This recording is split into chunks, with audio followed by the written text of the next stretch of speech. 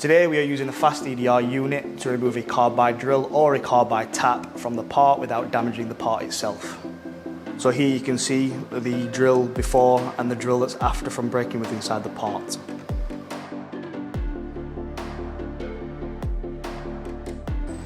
So here in my left hand we have the vacuum fixture.